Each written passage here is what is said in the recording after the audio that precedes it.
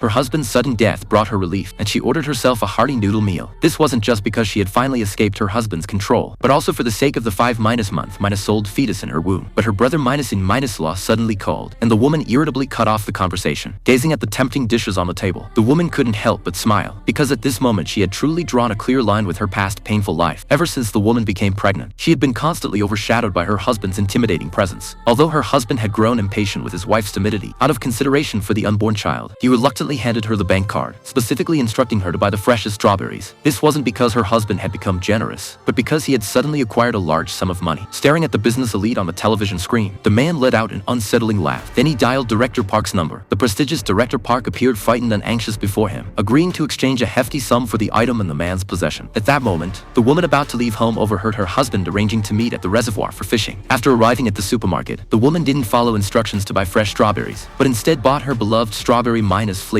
ice cream. Upon returning home, she hesitated at the door for a long time, finally suppressing her fear and stepping into that terrible house. Events unfolded as she expected. She struggled desperately to escape from the room precisely so the hidden surveillance equipment would record the entire incident. After her husband fell into deep sleep, she faced the mirror, took photos, and sent them to her trusted elder sister, preparing to use these photos as evidence for divorce proceedings. To gather more substantial proof, the woman secretly activated her phone's recording function. Her husband in the car began cursing at her merely for making him wait 2 extra minutes. The woman had obviously grown accustomed to silently enduring, quietly fastening her seatbelt and placing the recording phone beside her. During the journey, she deliberately pretended to sneeze, and while searching for tissues, she accidentally spotted a woman's phone. Her driving husband frantically stuffed the phone back, nearly colliding with the vehicle ahead. However, the navigation system showed a route that wasn't heading home. Faced with his wife's confusion, her husband remained silent, boasting that his backpack would soon be stuffed with large minus-denomination bills. Looking at her triumphant husband, the woman seemed to recall last night's phone conversation between her husband and Director Park. Then her husband drove to Director Park's residence. The woman covered in soil appeared extremely cautious around the man, and her panic stemmed from having just unearthed a corpse in the garden. Before she could recover, the doorbell suddenly rang, so she hastily